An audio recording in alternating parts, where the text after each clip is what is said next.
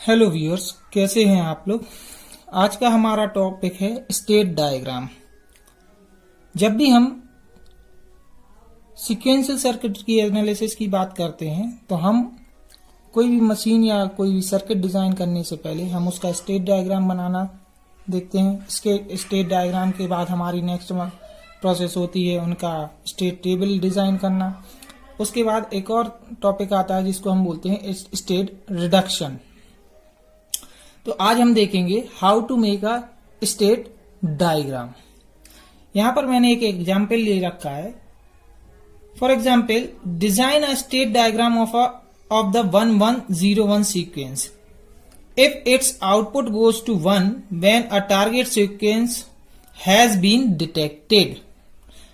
इसका मतलब ये है कि हमें एक ऐसा स्टेट डायग्राम डिजाइन करना है जिसका सीक्वेंस 1101 हो, और जब ये सीक्वेंस कंप्लीट हो तो हमें इसका आउटपुट 1 मिले। तो सबसे पहले हमें यहां पर सीक्वेंस जो है वो दिया गया है 1101। अब जब भी हम स्टेट डायग्राम की बात करते हैं तो स्टेट डायग्राम में हम ये देखते हैं कि यहां पर ओवरलैपिंग अलाउ हो रही है या नहीं हो रही है। Mainly most of the cases, लगभग सभी केसेस में ओवरलैपिंग अलाउ की जाती है। तो सबसे पहले हम समझेंगे कि ओवरलैपिंग होती क्या है। सपोज हमारा सीक्वेंस हमें 1101 मिल जाता है, देन हमें 101 मिलता है। तो इस समय पर ये जो 1 है ये ओवरलैपिंग अगर अलाउ होती है तो दोनों ही केसेस में कंसीडर होगा। जैसे यहां पर देखें तो ये 1101 है, तब भी हमारा सीक्वेंस हमें मिल रहा है, और ओवरलैपिंग अलाउ होने की वजह से ये 1 अगेन इस सीक्वेंस में कंसीडर होगा, जिसको हम बोलेंगे 1101, और ये इस केस में भी अलाउ होगा। यदि अगर हम ओवरलैपिंग अलाउ नहीं करते हैं तब हमारा सीक्वेंस तभी कंसीडर होगा जब हमारा आउटपुट 1101 और फिर 1101 आए। दैट मीन्स यहां पर हमें ये दोनों 1 ओवरलैपिंग में अलाउ नहीं करने हैं, भले ही इनके बीच में कोई और भी सीक्वेंस आए, बट जब तक हमें ये सीक्वेंस कंप्लीट नहीं मिलेगा तब तक हमारा टारगेटेड आउटपुट जो है वो 1 कंसीडर नहीं होगा। तो आई थिंक आप लोगों को ओवरलैपिंग समझ में आ गई होगी। इसके लिए अब हम देखते हैं कि कैसे हम स्टेट डायग्राम को डिजाइन करते। सबसे पहले हम स्टेट डिसाइड करेंगे। चूंकि हमारा गिवन सीक्वेंस 4 बिट का है तो सबसे पहले हम स्टेट डिसाइड करेंगे। स्टेट को हम ABCD से रिप्रेजेंट करेंगे। यहां पर मैंने एक स्टेट A ले ली, और जब हमने स्टेट A ली और इसमें अगर मैंने 1 इनपुट दिया तो हमें स्टेट B मिलती है।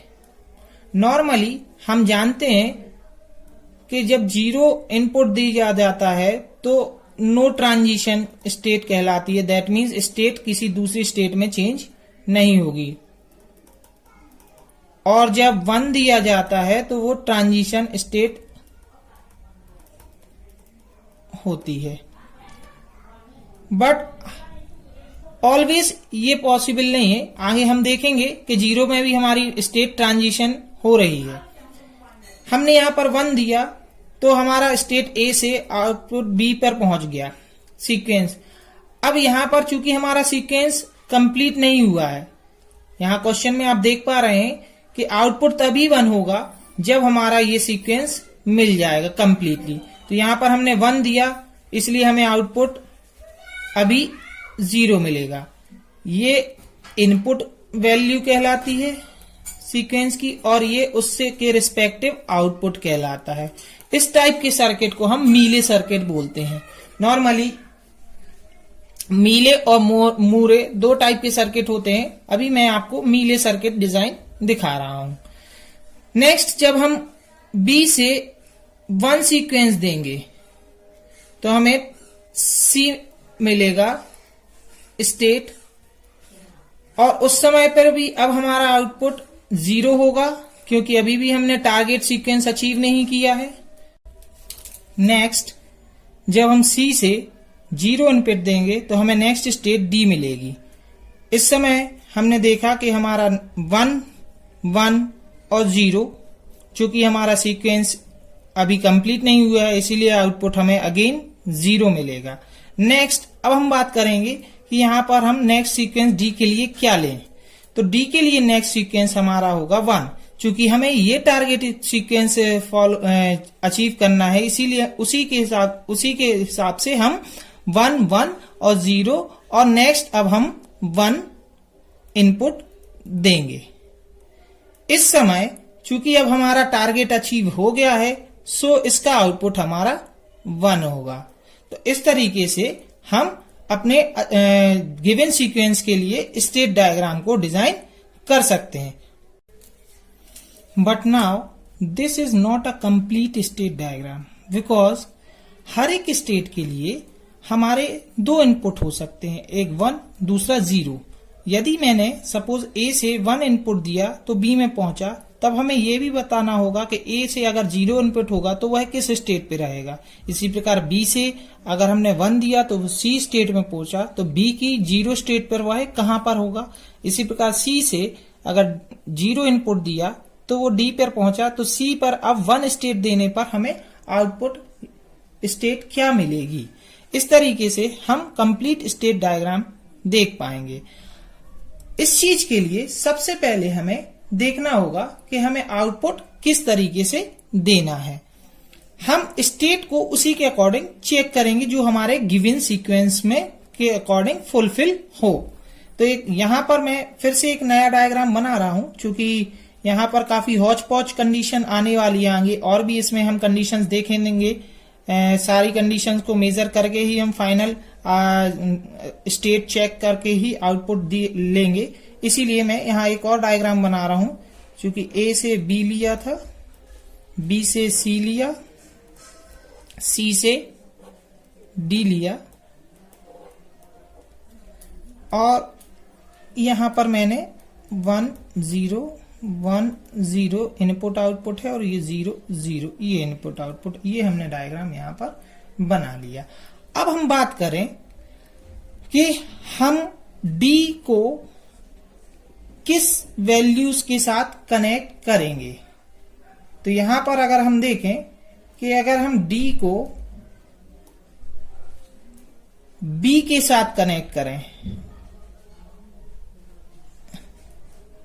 तो हमें आउटपुट 1 देने पर 1 मिलेगा। हम चेक भी कर सकते हैं। सपोज डी से हमने इनपुट 1 दिया, बी पर आए, बी से इनपुट हमारा 1 गया, सी पर आए, सी से इनपुट हमारा 0 गया, डी पर आए और डी से अगेन इनपुट हमारा 1 मिला। तो इस तरीके से हमने चेक कर लिया हमारा जो सीक्वेंस है वो अचीव हो रहा है। अगर मैं इसी डी को सी से कनेक्ट करता हूं सपोज, तब देखेंगे हमें क्या आउटपुट मिलता है। हमने यहां पर डी से सी पर गए तो हमें 1 मिला, सी से डी पे गए तो 0 मिला, डी से फिर सी पर आए तो 1 मिला, सी से फिर डी पर आए तो 0 मिला। इस तरीके से हमें ये सीक्वेंस मिल रहा है जो कि हमारे गिवन सीक्वेंस को मैच नहीं कर रहा है, इसलिए हम डी को सी से कनेक्ट नहीं करेंगे। अब हम हर एक स्टेट की बात करते हैं। यहां पर हमने देखा कि अगर हम ए से 1 देते हैं तो हमें स्टेट बी मिलती है। तब अब हम देखेंगे कि ए से अगर मैंने 0 इनपुट दिया तो वो ए पर ही रहेगा। हम इसके सीक्वेंस को भी चेक कर लेते हैं। ए से 0 देने पर 0 मिला, ए ही मिल रहा है। फिर ए से 1 देने पर हमें बी मिला, बी से 1 देने पर हमें सी मिला, सी से 0 देने पर हमें डी मिला और डी से हमें 1 देने पर बी मिल रहा है। यहां पर हमारा ये रॉन्ग सीक्वेंस है, हमने राइट सीक्वेंस यहां बना रखा है। ये हमारा रफ वर्क के लिए यूज कर रहे हैं ये डायग्राम, इसलिए ये हम रफली दिखा रहे हैं। तो इस तरीके से हमारे सीक्वेंस में कोई भी चेंज नहीं आ रहा है, क्योंकि हम जानते हैं कि आगे कोई भी इनपुट 0 हो तो उससे कोई फर्क नहीं होता, हमारा सीक्वेंस कंप्लीट मिल रहा है। ठीक है, नेक्स्ट अब हम बात करते हैं बी स्टेट की। जब बी स्टेट से हमने 1 दिया था तो ये हमारा फाइनल हो गया है। उससे पहले हम देख लेते हैं, इसको बना दें, ये हमारा ए पर 0 इनपुट पर हमें, चूंकि अभी हमारा सीक्वेंस कंप्लीट नहीं हुआ है इसीलिए 0 आउटपुट है। सीक्वेंस कब कंप्लीट होगा? जब ये डी पे पहुंचेगा। ठीक, नेक्स्ट अब हम बात करें बी की। तो बी पर जब हमने 1 दिया था तो वो सी स्टेट मिल रही है। इसी प्रकार अगर हम बी पे 0 इनपुट दें तो हमें क्या सीक्वेंस मिलेगा? हमने सपोज बी पर अगर 0 इनपुट दिया और हमने मान लिया कि वो बी पर ही स्टेबल है, तो हम चेक करेंगे सीक्वेंस को कि क्या हमारा सीक्वेंस फुलफिल हो रहा है। तो हम सबसे पहले देखेंगे बी से 0 इनपुट दिया तो बी पर मिला, फिर बी से 1 गया तो सी मिला, सी से 0 गया तो डी मिला, डी से 1 गया तो हमें अगेन बी मिला, और बी से 0 दिया तो फिर हमें फिर बी मिला, और बी से फिर सी दिया तो हमें 1 मिला। तो इस तरीके से हम देख पा रहे हैं कि हमें कहीं पर भी 1 1 0 1 का सीक्वेंस नहीं मिल पा रहा है। इसी के वजह से यह जो 0 इनपुट पर बी है ये गलत स्टेट को डिसाइड कर रहा है। नाउ अब हम देखते हैं यदि बी से हम ए पर, सबसे अच्छा तरीका है कि हम उसको इनिशियल स्टेट पर शिफ्ट कर दें। इससे क्या होगा, आगे हमें भले ही 0 मिलेगा लेकिन हमारा सीक्वेंस प्रॉपरली अचीव होगा जो हमें गिवन सीक्वेंस दिया गया है। तो हम फाइनली अब बी से एक स्टेट लेंगे और उसको ए से कनेक्ट कर देंगे। ये जब 0 इनपुट होगा उस समय पर हम इसको देंगे। तो अब यहां पर चेक कर लेते हैं कि बी से 0 दिया तो ए मिला, ए से 1 दिया तो बी मिला, बी से 1 दिया तो सी मिला, सी से 0 दिया तो डी मिला, डी से 1 दिया तो हमें बी मिला, बी से अगेन 0 दिया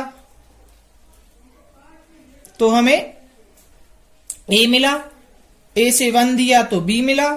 इस तरीके से आप फिर से साइकिल रिपीट करेंगे तो आपको पूरा सीक्वेंस मिलता जाएगा जिसमें हमारा ये सीक्वेंस जो है वो फुलफिल कर रहा है। अब हम बात करें सी की। तो सी पर आप देखेंगे हमने जब 0 दिया था तो डी स्टेट मिल रही थी। इसी प्रकार यदि हम सी पर 1 स्टेट दें तो क्या मिलेगा? तो सबसे पहले हम सी पर इनिशियल स्टेट देख लेते हैं कि अगर हम सी पर 1 देते हैं तो वो वापस सी पर ही मिल रहा है। इस तरीके से हम सीक्वेंस को चेक कर लेते हैं। यहां पर आप देख पा रहे होंगे कि हम इनपुट दे रहे हैं 0, साथ में आउटपुट भी 0 लिख रहे हैं, क्योंकि इस समय पर ये हमारा टारगेट सीक्वेंस अचीव नहीं कर पा रहा है। टारगेट सीक्वेंस तभी अचीव करेगा जब हमें पूरा सीक्वेंस 1 1 0 1 मिलेगा, जो कि डी पर पहुंचने पर मिलता है। तो यहां पर अब वापस आ जाते हैं। मैं अगर बात करूं सी की, तो सी पर जब मैं 1 दे रहा हूं तो मैंने माना कि वो सी स्टेट पर ही रहेगा। तो क्या हम इस स्थिति को चेक कर लेते हैं? चेक करें। हमने सबसे पहले सी पर 1 दिया, सी पर हमने 1 दिया तो हमें सी पर ही मिला, और साथ में बी से भी आउटपुट क्या है, सी पर आ रहा है, जो कि 1 से आ रहा है। तो ये हमें 1 ये मिल गया। फिर सी से हम डी पर गए तो हमें 0 मिल गया, और डी से हम फिर 1 पे गए, बी पर गए तो हमें 1 मिला। तो इस तरीके से हम देख पा रहे हैं कि ये जो हमें है सीक्वेंस अचीव हो रहा है। यहां पर ध्यान देने वाली बात है चेक करते समय कि हमने सी पर जब इनपुट दिया तो वापस सी पर ही मिल रहा था, और साथ में बी से भी सी पर आउटपुट आ रहा था। इसलिए पहला 1 हमने ये लिखा और दूसरा 1 इनपुट जो है वो हमने ये लिया। फिर उसके बाद सी से डी पे गए और डी से फिर हम वापस बी पे गए। इस प्रकार हमें अपना आउटपुट जो टारगेट सीक्वेंस है वो अचीव कर पा रहे हैं। तो इस तरीके से हम इसको फाइनली यहां बना लेंगे कि हमने सी पर जब 1 आउटपुट दिया तो उस समय पर हमारा जो 1 इनपुट दिया तो हमारा स्टेट जो है वो सी पर ही रहेगी। अब हम बात करते हैं डी की। डी को हमने पहले ही चेक कर लिया था कि डी पर अगर हमने 1 दिया तो वो हमारा बी पर स्टेट पर जा रहा है, लेकिन जब हम डी को 0 देंगे तो वो किस स्टेट पे जाएगा? तो हम फिर से देखेंगे यहाँ पर कि अगर हम डी को अगेन 0 स्टेट देते हैं और वो वहीं उसी स्टेट पर रहेगा, स्टेट चेंज नहीं करता है, तब क्या होगा। तो यहाँ पर हम देख लेते हैं, जब हमने डी पर 0 दिया तो हमें वापस डी मिला, साथ में सी पर भी आउटपुट हमें जो मिला है वो 0 मिला है। फिर डी से हम 1 दिया तो 1 से हम बी पर पहुंचे, बी से हम 1 दिया तो हम सी पर पहुंचे और सी से फिर हम डी पर पहुंचे तो हमें 0 इनपुट मिला। इस तरीके हम देख पा रहे हैं कि हमें अपना टारगेट सीक्वेंस जो है वो अचीव नहीं हो रहा है।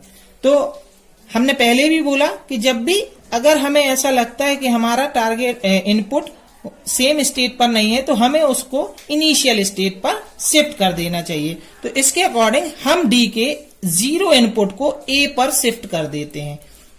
इस तरीके से हमें आउटपुट अचीव हो जाएगा और आउटपुट हमें 0 ही मिलेगा। यहाँ पर 0, तो इसको हम फाइनल इस डायग्राम में डिजाइन कर लेते हैं, जो कि आप समझ पाएंगे कि ये फाइनल डायग्राम है। इसको मैंने यहाँ ए से कनेक्ट कर दिया और इसका इनपुट 0 था और आउटपुट भी 0 होगा।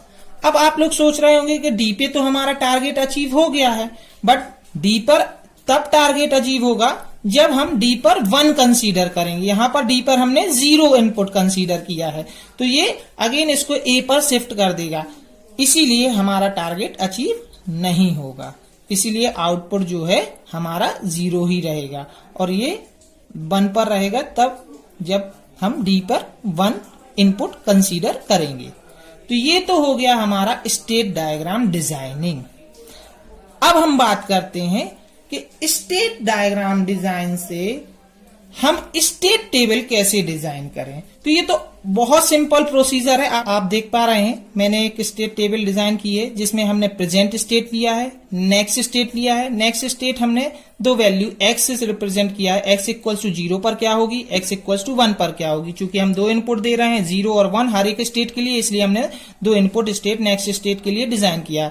उसी के रिस्पेक्ट में हमारा उस स्टेट पर क्या आउटपुट होगा वो हमने y इक्वल्स टू 0 और y इक्वल्स टू 1 से रिप्रेजेंट किया है। सबसे पहले हम यहाँ पर अपनी टोटल स्टेट्स को लिख लेंगे। यहाँ पर हमारी 4 स्टेट है A, B, C and D। तो यहाँ पर हम A, B, C और D 4 स्टेट लिख लेंगे।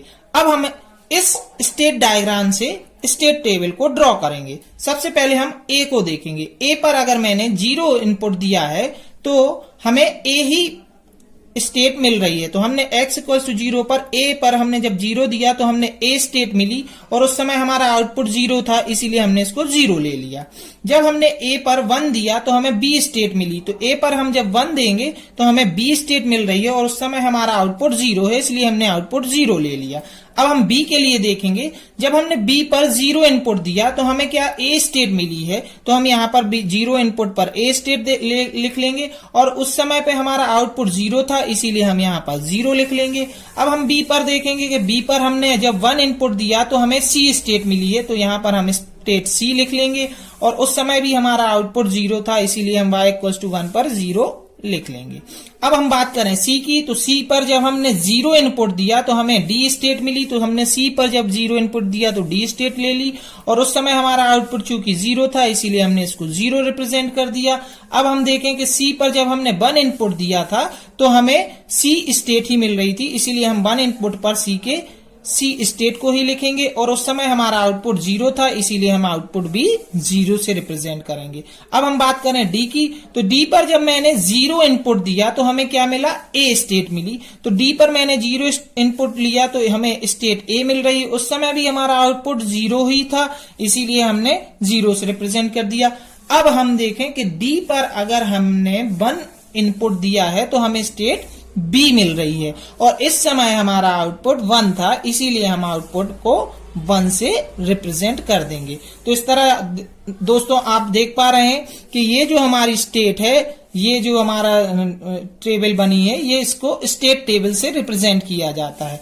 नेक्स्ट क्लास में हम देखेंगे कि किसी भी स्टेट डायग्राम को कैसे रिड्यूस किया जाता है। That means state reduction techniques का हम स्टडी करेंगे। Thank you so much.